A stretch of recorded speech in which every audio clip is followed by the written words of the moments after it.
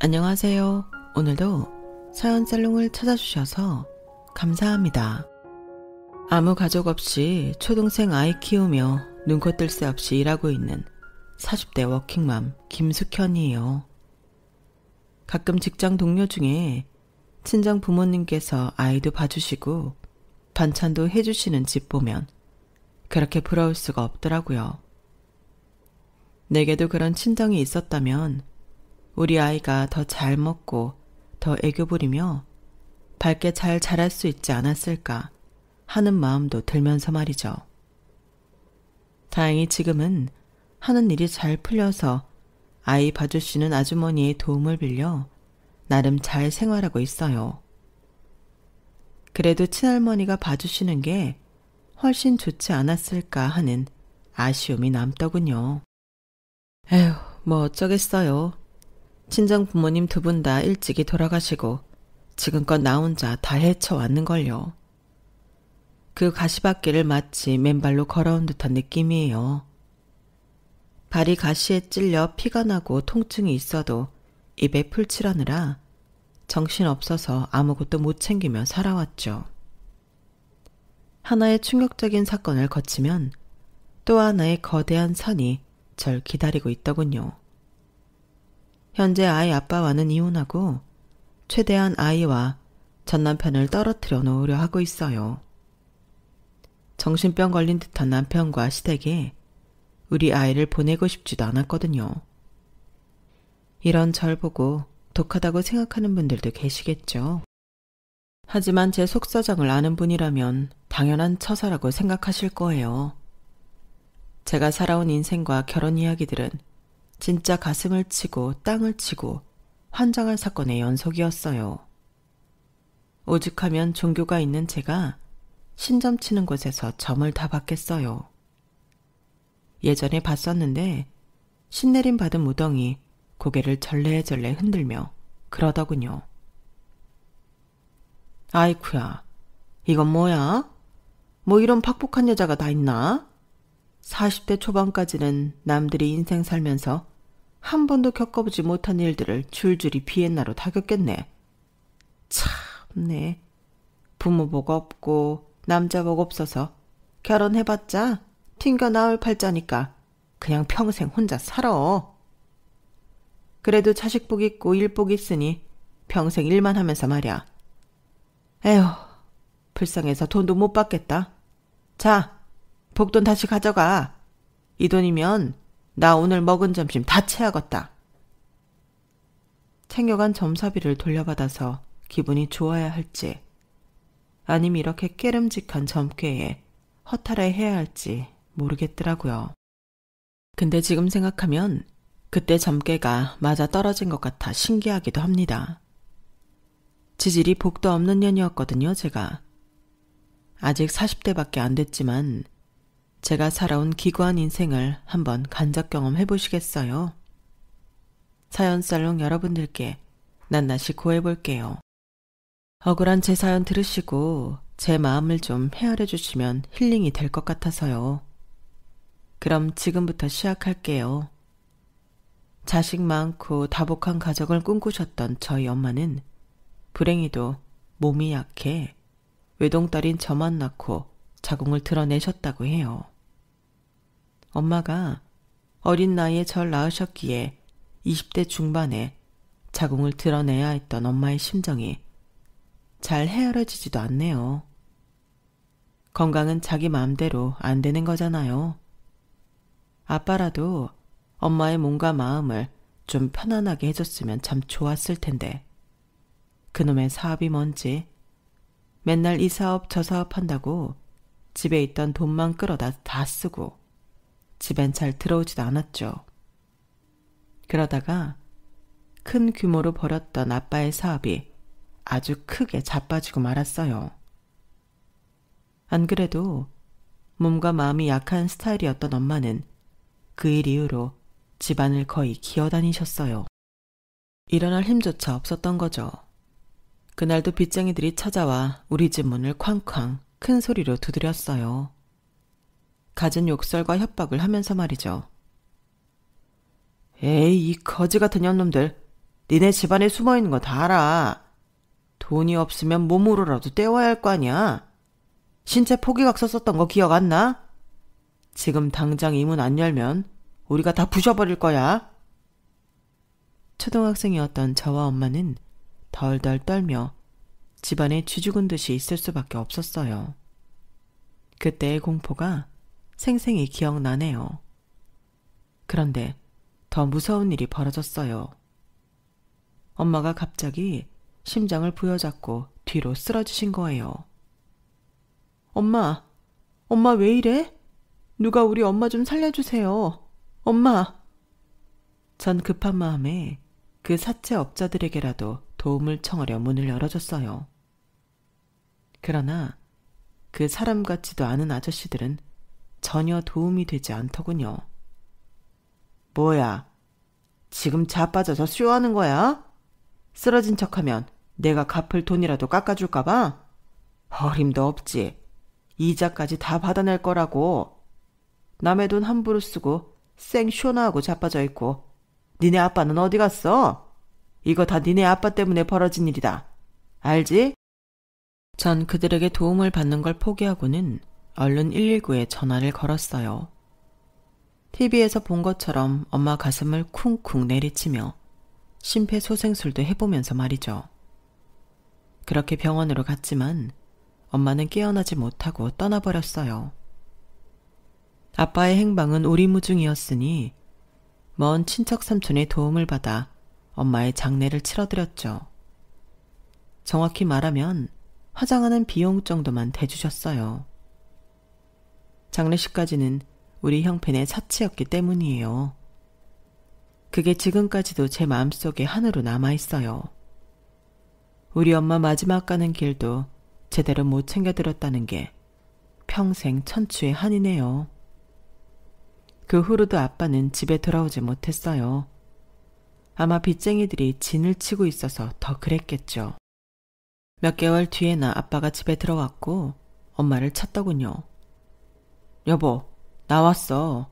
숙현 엄마, 어딨어? 전 원망 섞인 눈으로 아빠를 보며 말했어요. 지금 와서 엄마를 왜 찾아? 엄마 죽었어. 이게 다 아빠 때문이야. 우리 엄마 살려내. 그게 무슨 말이냐, 숙현아. 네 엄마가 왜 죽어? 여보. 아빠는 그래도 그 후로 정신을 차리고 아직 초등학생이던 절 돌보려 노력하시더군요. 사업 벌이기 좋아하던 사업병은 엄마의 죽음 이후로 고쳐져서 정화조 푸는 일, 건설 현장 노가다, 지하철 화장실 청소, 목욕탕 때밀이 등 닥치는 대로 일을 하셨어요. 아빠의 그런 모습에 전 더 이상 아빠를 원망할 수도 없었어요. 아빠는 살기 위해 또 절 양육하기 위해 몸을 갈아 넣는 게 보였거든요. 돈이 뭔지 진짜 돈이 웬수인 것 같아요. 그놈의 돈을 벌기 위해 드립다 고생만 하던 아빠는 제가 중학교를 마치고 과로사 하시고 말았어요. 엄마 아빠 두 분 다 돈 때문에 잃은 것 같았죠. 가슴을 치고 통탄하며 미친 듯이 엉엉 울어봐도 세상은 똑같았어요. 제게 세상은 전쟁터 같은 느낌이었죠.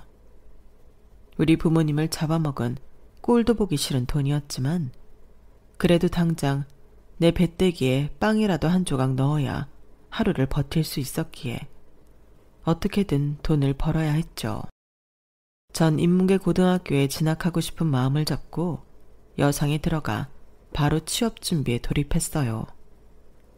그래도 아빠가 개고생해서 모아놓은 현금으로 고등학교 생활은 연명할 수 있었어요. 물론 각종 알바도 병행하면서 말이죠.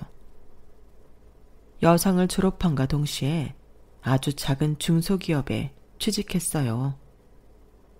워낙 작은 회사였기에 니 일 내일 할 거 없이 한 명이 많은 일을 처리해야 했어요. 진짜 정신 없었는데 아무것도 모르는 절 옆자리에 앉은 40대 남자 과장님이 많이 가르쳐 주었어요. 정말 고맙더군요. 일하느라 정신 없었기에 서로 사적인 이야기를 나눌 시간도 없었어요. 그렇게 열심히 일을 했건만 우리의 힘으론 역부족이었는지 회사는 점점 기울어져 갔고 급기야 돌려막기 하던 어음이 빵 터지고 말았어요.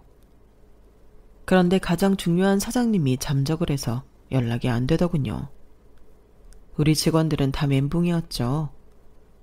결국 몇 개월치의 월급을 받지도 못한 채 어쩔 수 없이 퇴사할 수밖에 없었어요.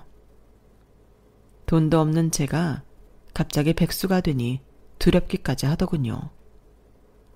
열심히 이곳저곳 이력서를 넣어보았지만 대학 졸업장도 없고 내세울 경력도 없는 제가 들어갈 수 있는 회사는 많지 않더군요.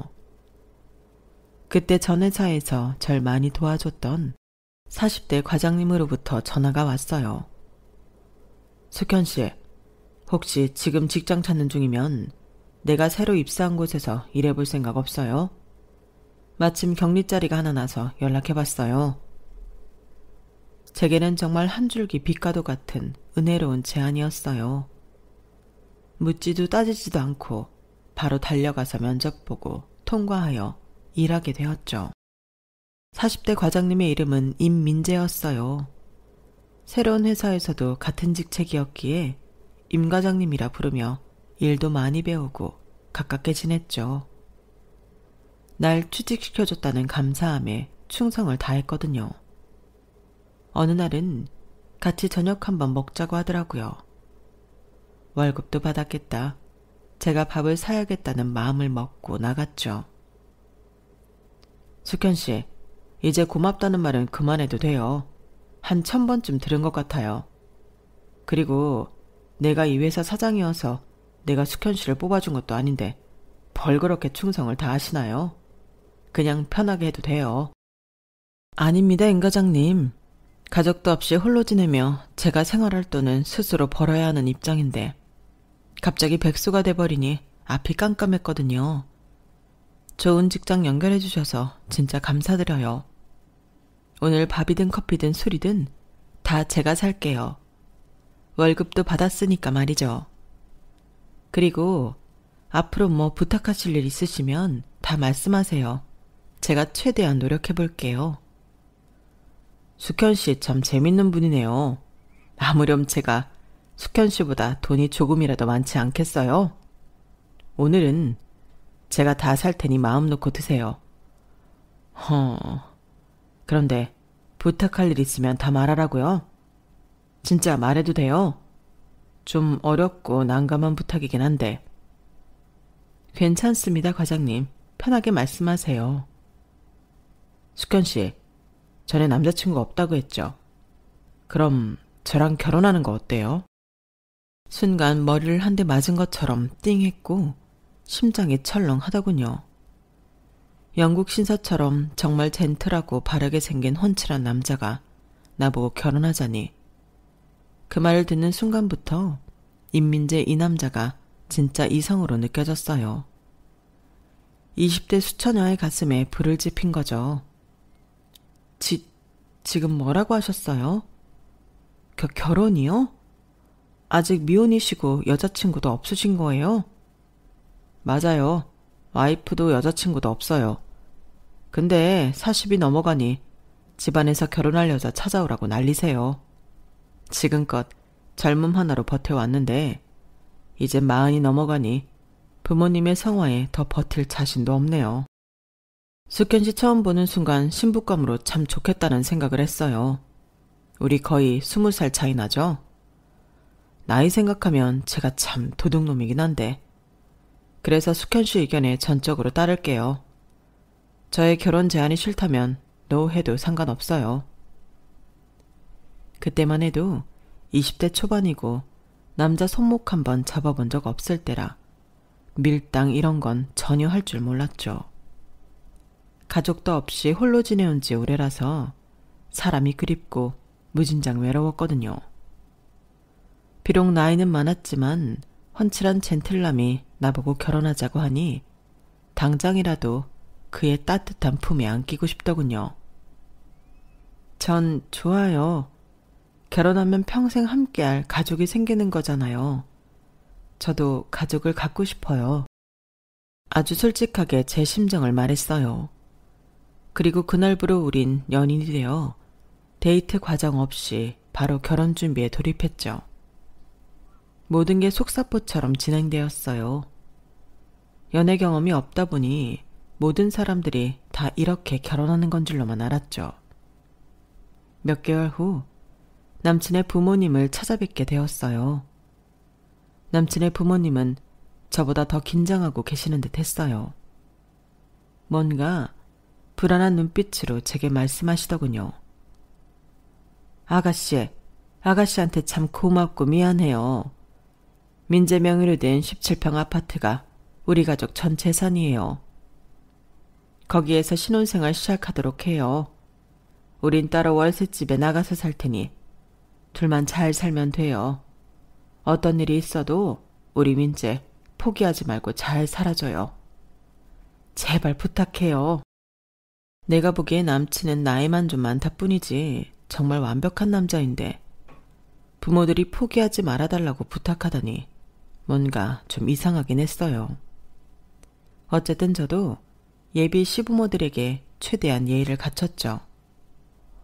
어머, 어머님, 아버님, 아드님을 이렇게 훌륭하게 키우시느라 고생 많으셨어요. 제가 앞으로 며느리로서 정말 잘할게요.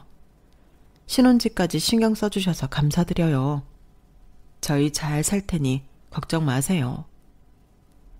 그렇게 나름 훈훈하게 마무리 짓고 회사 동료들을 비롯한 주위 사람들에게 청첩장까지 다 돌리고 행복한 결혼식만을 꿈꾸며 지내고 있었어요. 그런데 결혼식 전날 저녁 한 통의 이상한 전화를 받게 되었어요. 울부짖는 한 남자로부터 말이죠. 난 성기철이라는 사람이에요. 우리 민재 돌려줘요. 우린 무려 20년을 함께 해온 사이라고요. 서로 없으면 죽고 못 사는 사이예요. 서로 사랑하는 사이라고요. 내일 결혼식에 민재 안 나타날 거예요. 우리 둘은 오늘 밤 비행기 타고 외국으로 떠날 거예요. 민재가 도저히 신부될 사람한테 전화 못한다고 해서 내가 대신하는 거니까. 여튼 그렇게 알고 결혼식 취소하든가 말든가 마음대로 해요. 그 남자는 그대로 전화를 끊었어요. 여자도 아니고 남자가 내 예비 신랑과 사랑하는 사이라니 대체 뭔 소리인가 싶어서 남친에게 전화를 해봤죠.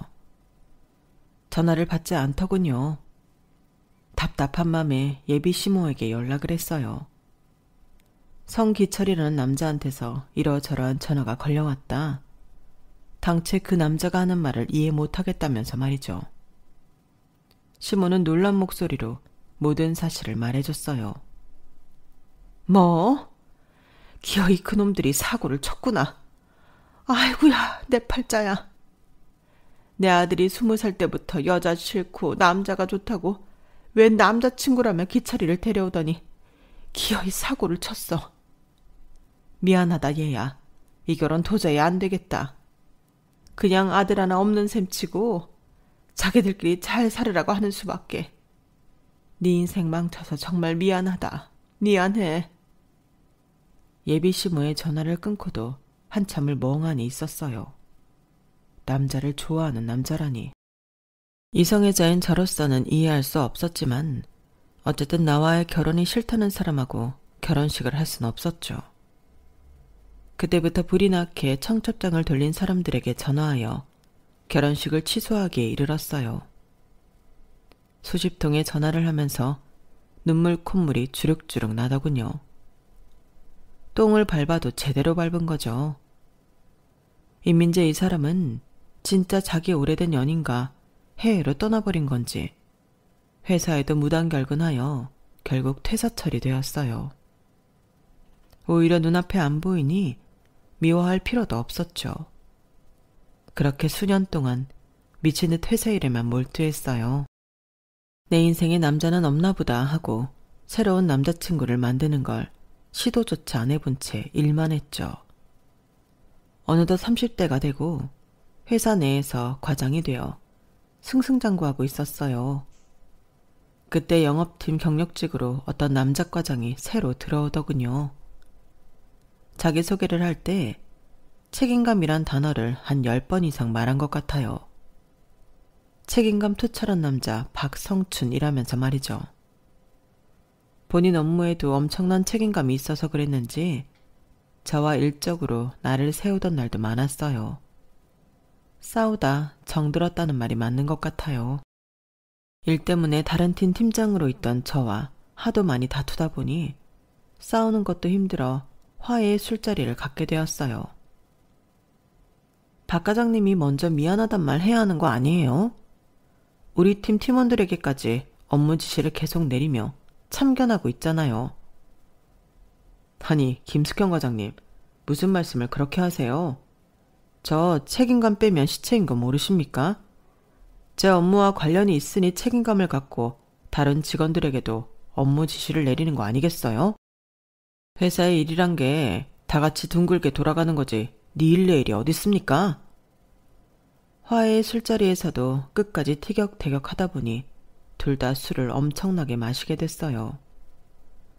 둘 다 나이도 30대로 비슷하고 피차 자존심이 센지라 술 마시는 걸로도 지고 싶지 않았거든요. 술 많이 마시는 걸로 자존심 세우는 게 세상 제일 어리석은 짓인데 말이죠. 여튼 2차, 3차까지 술 마시고 노래방까지 가다 보니 둘 다 필름이 끊겨버렸죠. 다음 날이 토요일이었는데 정신을 차려보니 아뿔싸. 제가 웬 모텔에 누워있는 게 아니겠어요? 황급히 제 옆에서 자고 있는 남자의 얼굴을 확인해보고는 놀라 자빠지는 줄 알았네요. 바로 술자리에서 티격태격하던 박선춘 과장이 침을 흘리며 곤히 자고 있더군요. 우리 둘 다 실오라기 하나 입지 않은 채로 말이죠. 술에 취해 아무런 기억이 나지 않았고 직장 동료와 이런 일로 엮였다는 게 너무 창피한 맘에 박 과장이 깨지 않게 진짜 조용히 옷을 입었네요. 얼른 이곳을 빠져나가고픈 마음으로 말이죠.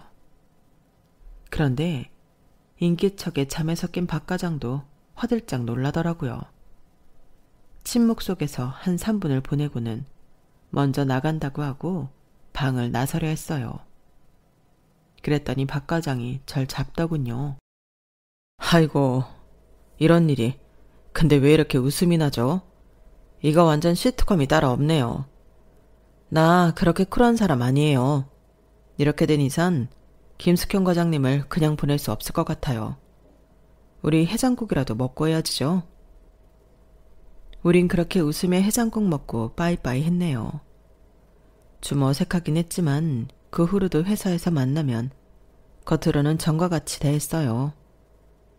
하지만 서로 바라보는 눈빛이 조금 다른 걸 느끼긴 했죠. 그러던 어느 날 일정하게 하던 생리를 하지 않고 아랫배가 조금 이상하여 산부인과에 방문했어요. 아무 생각 없이 진료를 받았죠. 진료 후 의사가 대뜸 그러더군요. 축하드립니다. 임신입니다. 제 평생 그렇게 놀란 적은 없는 것 같아요. 점심시간에 진료받고 회사로 돌아왔는데 엘리베이터에서 박성춘 과장을 보고는 저승사자 본 것 마냥 뒷걸음질 치게 되더군요. 김숙현 과장님, 왜 그러세요? 무슨 일 있으세요? 전 박 과장을 회사 옥상으로 불러내어 누가 들을세라 조용히 얘기했어요. 저 어떡해요. 병원에서 임신이래요. 박 과장도 눈이 휘둥그레지더니 이내 곧 호탕하게 웃으며 말하더군요. 하하, 뭘 어떡해요, 김 과장님. 저 책임감 빼면 시체인 거 아시죠? 다 제가 책임질 테니 걱정 마세요. 우리 둘이 좋은 엄마 아빠가 되면 되죠. 빠르게 결혼 추진해야겠네요. 김 과장님 배 더 나오기 전에 말이죠. 우리 오늘부터 1위를 하면 될까요? 이제 숙현 씨라고 부를게요. 숙현 씨도 편하게 불러주세요. 제가 이제 숙현 씨 예비 신랑이니까요. 그의 호탕한 웃음과 결혼 이야기까지 듣고 나니 차라리 속이 시원했어요. 잠시나마 걱정했던 게 뱃속의 아기한테 미안해지더군요. 내 안에 생명이 생겼다는 게 정말 신기했어요. 솔직히 남친과의 결혼보다 내 유전자를 가진 아기가 태어난다는 사실이 더 기대됐어요. 나에게 다시 가족이 생긴다는 설레임에 잠이 안 올 정도였죠. 임신했으니 조심 또 조심하며 회사 생활을 했어요.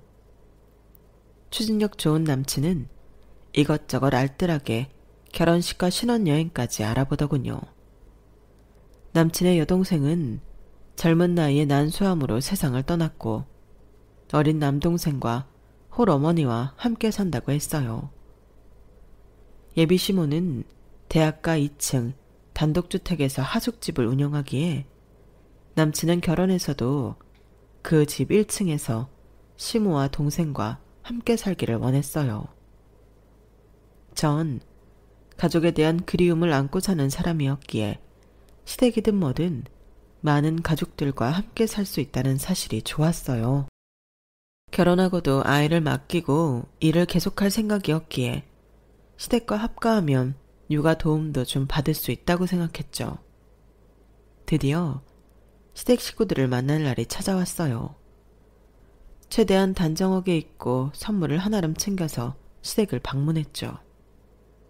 저는 본인 손주까지 임신하고 있는 예비 며느리이기에 환영해 줄 거라 생각했어요. 하지만 그건 저만의 커다란 착각이었어요. 그딴 싸구려 선물 난 싫어. 난 우리 아들이 결혼하는 것 자체를 반대하는 사람이야.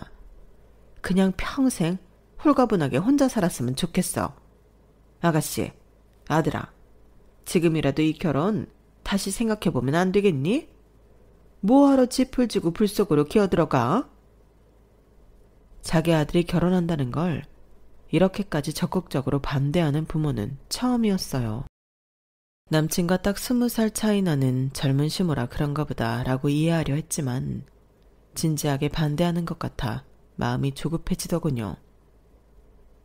어머님, 제 뱃속에 성춘씨 아이가 자라고 있어요. 저희가 결혼 안 하면 이 아이는 어떻게 하나요? 결혼해서 성춘씨 행복하게 해주고 어머님께도 잘하겠습니다. 저희 믿고 지켜봐 주세요. 됐어. 임신이란 소리 듣기도 싫어. 아직 임신한 지 얼마 되지도 않았다며? 배가 튀어나온 것도 아니고. 요즘 암암리에 그렇게 해주는 병원이 얼마나 많은데. 내가 병원 알아봐 줄 테니 그깟 거 떼버려. 다른 건 다 참아도 저한테 너무나도 귀중한 뱃속 아기한테 막말하는 건 도저히 못 참겠더군요. 어머님, 왜 제 없는 뱃속 아기한테 그런 무례한 말씀을 하시는 거죠? 떼긴 뭘 떼요? 입장 바꿔놓고 생각해보세요. 어머님이 임신하셨을 때 그런 얘기 들으셨으면 기분 좋았겠어요? 제가 흥분하며 화내자 남친이 상황을 진정시키기 위해 갖은 애를 쓰더군요. 자자, 진정들 하세요. 어머니 마음 이해하지만 저도 이제 30대 중반인데 언제까지 짝없이 혼자 살아야겠어요. 임신까지 한마당에 저희 결혼 축복해 주세요. 저희 평생 어머니 모시고 살기로 했어요. 어머니께 제 할 도리는 다 할게요. 자, 우진아, 어머니 쓰러지시겠다. 얼른 모시고 방으로 들어가렴. 이제 고1이던 예비 시동생에게 시모를 부탁하더군요. 그런데 눈을 흘겨뜨고 있던 시동생도 저희에게 확 쏘아붙였어요. 형, 정말 1억이에요? 이건 완전 배신이라고요, 배신. 아사리판이 나버린 첫 만남에 마음이 잔뜩 상하여 터덜터덜 그 하숙집을 걸어 나왔어요. 결혼 후 시모와 함께 살기로 한 그 하숙집이 마치 지옥처럼 느껴졌어요. 불행한 내 결혼 생활이 불보듯 뻔했어요. 하지만 이 뱃속의 아기를 회사까지 다니며 저 혼자 키울 자신이 없었죠. 저의 혼란한 마음을 읽은 남친이 확신에 찬 목소리로 절 안심시키더군요. 숙현씨, 걱정 마요. 나 책임감 빼면 시체인 놈인 거 알죠? 우리 아기와 숙현씨 내가 끝까지 책임질 거니까 우리 어머니와 남동생 반응 너무 신경 쓰지 말아요. 내가 다 지켜줄게요. 진짜 가족을 갖고 싶다고 했잖아요. 가족은 원래 때론 지지고 볶고 하는 거죠 뭐. 우리 얼른 결혼해서 예쁜 가정 꾸리고 또 아기도 많이 낳자고요. 사랑해요. 내가 그토록 원하던 가족과 아기 이야기를 하며 사랑한다고 하니 남친을 믿을 수밖에 없었어요. 맨날 책임감 빼면 시체라고 호언장담하는 사람이니 나와 아기를 진짜 책임감 있게 지켜줄 수 있을 것만 같았죠. 찜찜한 마음이 계속되었지만 우린 결혼했고 계획대로 시모가 하숙집으로 사용하고 있던 2층짜리 단독주택에서 시댁과 합가하게 되었어요. 그렇게 지옥살이가 시작되었죠. 하필 만삭이 되어 신혼생활을 시작하자마자 시모가 교통사고로 골반뼈가 완전히 으스러져 집안에 누워있을 수밖에 없게 됐어요. 남편은 곤란한 표정으로 제게 부탁하더군요. 미안해 여보. 어차피 이제 아기 낳을 때가 멀지 않았으니 육아휴직 내고 집에서 우리 어머니 병수발 좀 들어드리면 안 될까? 신혼인데 정말 미안해. 이제 한 집에 살게 되었고 고등학생인 시동생은 학교 학원 때문에 바쁜 것 같아서 내키진 않았지만 그냥 알았다고 했어요. 신혼이고 만삭에 시모 기저귀까지 갈아야 하는 신세가 되고 말았죠. 그런데 시모나 시동생이나 고마워하는 기색이 전혀 없더군요. 냄새나는 기저귀 갈면서도 어이가 없었어요. 오히려 구박당하기 일쑤였거든요. 야, 힐끗 보니 방에 한 방울 묻었잖냐? 너 이런 것도 제대로 못해서 사회생활은 어떻게 하니? 조실부모하고 가난해서 대학도 못 나왔다며? 멍청한 년. 지껏 치워주는데 내 친정 부모까지 들먹이며 가난하다고 조롱하는 시모의 모습에 피가 거꾸로 솟는 것 같았어요. 전 똥기저귀를 방바닥에 패대기치며 시모에게 소리를 꽥 질러버렸죠. 어머님, 그러는 어머님도 대학 못 나온 걸로 알고 있는데요. 그렇게 깔끔하시다면 직접 화장실에 누시던가요. 전 만삭이라 배도 무겁고 해서 이만 나가봅니다. 야! 너 내 방에 똥칠갑을 해놓고 그냥 나가버리면 어떡해? 천년이 미쳤나? 뭐라고요, 어머님? 2년 전년 하지 마세요. 무식한 수준 보입니다. 어머님이 좋아하시는 아들들한테 치워달라고 전화하시든가요. 전 문을 쾅 닫고 나와버렸어요. 이렇게 시모와 한판 붙고 난 후에는 시모가 남편에게 고자질을 했는지 바로 전화가 오더군요. 자기, 어머니한테 막말하고 기저귀를 바닥에 던졌다며? 골반뼈가 다 부서져서 누워있는 노모한테 그렇게까지 모질게 대해. 당신 사람 맞아? 며느리 맞냐고. 뭐? 2년 전연하며 사람 취급 안 한 게 누군데. 나 며느리는커녕 파출부 대접도 못 받고 시집살이 하고 있어. 당신 그렇게 효자인 줄 알았다면 나 이 결혼 안 하고 아기 혼자 키우며 살았을 거야. 그리고 50대 젊은 시어머니가 무슨 노모야? 만삭인데 시어머니 똥기저귀 치워야 하는 내가 더 불쌍하다. 가뜩이나 임신해서 눈물도 많아졌는데 말도 안 되는 시댁살이와 심호편만 드는 남편의 반응에 서러워 눈물이 왈칵 쏟아지더군요. 우리 친정 부모님이라도 살아계셨다면 어디 가서 하소연이라도 할 텐데. 하늘의 별이 되었을 우리 엄마 아빠가 너무너무 보고 싶었죠. 시모는 다행인지 몇 개월 후에 회복이 되어 걸어다닐 수 있게 되었어요. 전 그 사이 우리 아들 지호를 출산했고 목숨보다 소중한 아기를 보며 그나마 버틸 수 있었어요. 시동생 또한 저와 갓 태어난 우리 아기를 못 잡아먹어서 안달이었어요. 형수, 애 우는 소리 좀 안 나게 하면 안 돼요. 이제 고등학교 올라온 마당에 나 공부하는데 집중 안 된다고요. 여기 하숙하는 사람들도 다 대학생이고 공부하는 사람들이라 애가 시끄럽게 하면 안 된다고요. 애 입이라도 틀어 막아요. 도련님, 갓난 아기가 울 수도 있지. 애기 입을 틀어 막으라뇨. 아무리 아직 어려도 그렇지. 삼촌으로서 조카 눈 한 번 안 맞추는 사람이 어딨어요? 참네. 걸어다닐 수 있게 된 시모는 더했어요. 애 낳고 몸조리도 제대로 못한 저에게 하숙집 대청소하라며 쉴 틈 없이 일을 시키더군요. 어머님, 저 아기 보느라 밤에 2-3시간밖에 못 잔 사람이에요. 이런 저한테 2층 집 구석구석을 다 치우라뇨. 하숙집 일은 원래 어머님이 하시던 일이었으니 어머님께서 하세요. 저 더 이상 못 움직여요. 쓰러질 것 같다고요. 뭐야? 어디서 저런 버릇없는 년을 데리고 와서리? 너 내가 우스워 보이냐? 네 남편도 회사 나간 마당에 너 나랑 한판 붙을래? 이 시모가 갑자기 제 머리를 확 붙잡고 늘어지는 게 아니겠어요? 전 너무 놀라서 시모를 밀치고는 아기가 자고 있는 방으로 들어와 방문을 걸어 잠갔죠. 말로만 구박하던 시모가 이젠 폭력까지 행사하다니 더 이상 그 집에서 살 수 없다고 생각했어요. 남편에게 당장 전화를 걸었죠. 잔뜩 짜증 섞인 목소리로 받더군요. 지금 방금 당신 어머니가 내 머리채를 잡았어. 우리 당장 분가해. 이렇게는 못 살아. 아이씨, 나 오늘부로 퇴사하는 마당에 집안일로 또 전화하는 거야?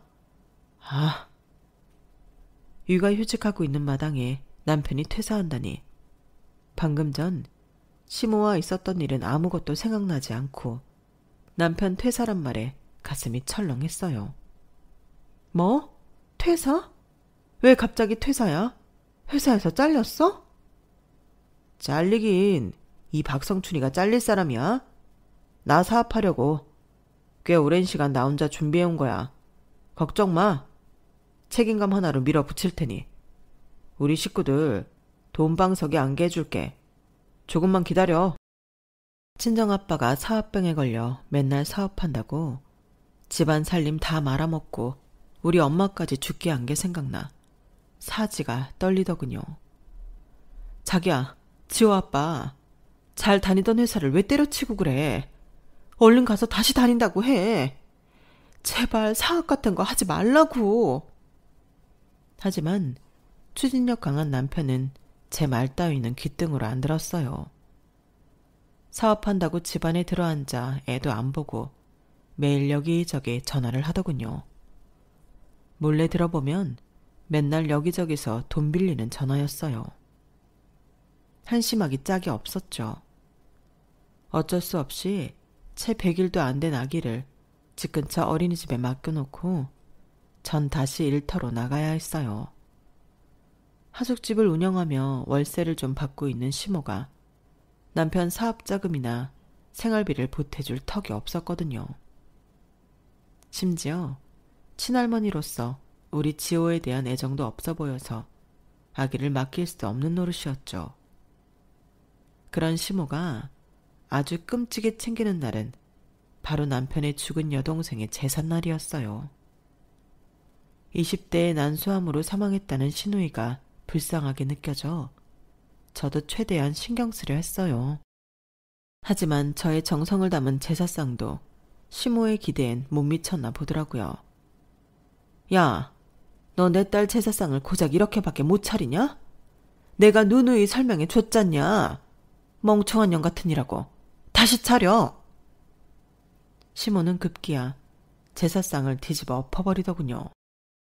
회사 다니며 애까지 보느라 기진맥진한 채로 차린 상을 엎어버리다니 너무 화가 났어요. 어머님, 진짜 너무하신 거 아니에요? 저 더 이상은 못 차리니까 어머님께서 차리든지 말든지 마음대로 하세요. 아기 방에 들어와 문을 잠가버리고 서럽게 울었어요. 밖에서는 남편과 시모, 시동생이 저보고 예의 없다며 제 탓을 하더군요.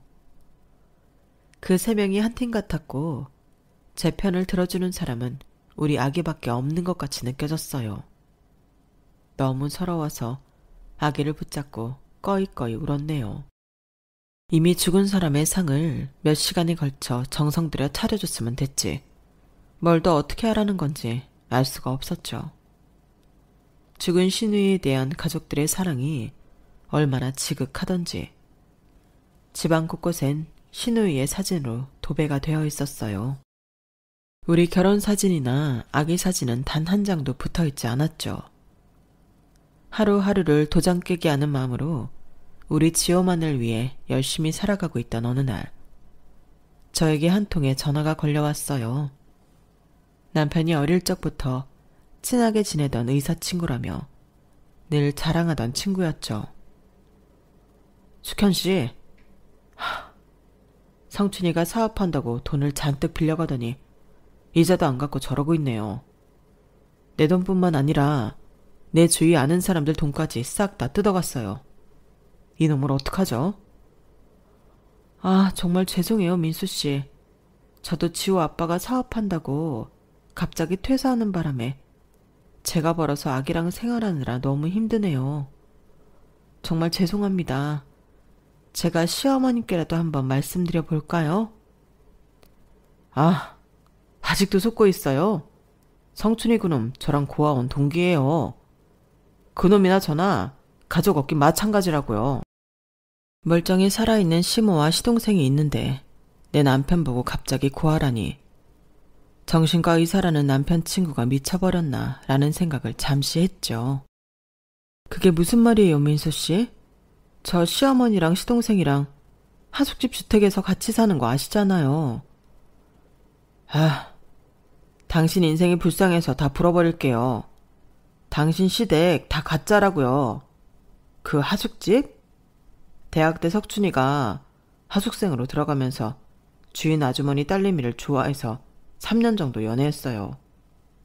아주머니한테 결혼 허락까지 받으면서 말이죠. 그런데 여친이 결혼 앞두고 난소암으로 몇 개월 만에 죽어버렸어요. 그 후로 책임감 무능하며 자기 여친 엄마였던 하숙집 아주머니와 여친 남동생까지 책임지게 된 거예요. 마치 자기 친어머니처럼 모시면서 말이죠. 신우이 제사까지 모시고 있다고 했죠. 그 사진 속 여자가 바로 성춘이 옛날 여자친구라고요. 제발 정신 좀 차려요. 남편 친구의 폭탄 발언에 머릿속이 새하얘졌어요. 그래서 그렇게 우리 결혼을 반대하지 못해 안달이었으며 내가 낳은 아이를 남보다 못한 시선으로 차갑게 대했었구나. 내가 남편의 전 여자친구의 어머니와 그 남동생을 모시고 살며 전 여친의 제사상까지 차려왔다는 사실에 소름이 끼쳤어요. 당장 남편에게 따져 물었죠. 그랬더니 돌아오는 대답이 더 소름 끼치더군요. 나 책임감 빼면 시체인 사람이잖아. 다 불쌍한 사람들인데 어떡해. 내가 케어할 수밖에. 지호 엄마, 자기 지금까지 잘해왔잖아. 앞으로 지금처럼 계속 우리 가족 영원히 행복하게 살면 안 될까? 당신은 완전히 미친 거야. 당신의 죽은 여자친구와 그 가족에 대한 책임감을 왜 나한테 전가해? 그렇게 좋으면 당신은 평생 그 속으로에서 살아. 다시 우리 아기 볼 생각하지 마. 전 그 길로 아기와 함께 그 집을 나왔어요. 날이 밝는 대로 바로 이혼 전문 변호사를 찾아가서 이혼 소송을 제기했죠. 몸과 마음이 힘들고 고달픈 상황에 절 오랫동안 봐오신 회사 사장님께서 절 부르시더군요. 저에게 늘 친아버지처럼 잘해주시던 분이라 엉엉 울면서 상황 설명을 다 했어요. 박성춘 그 사람 진짜 사이코구만. 우리 회사 그만두고 웬 사업 벌인다고 할 때부터 심상치 않았지. 그럼 내가 제안하려던 게 김 과장에게 타이밍이 딱 좋구만. 네?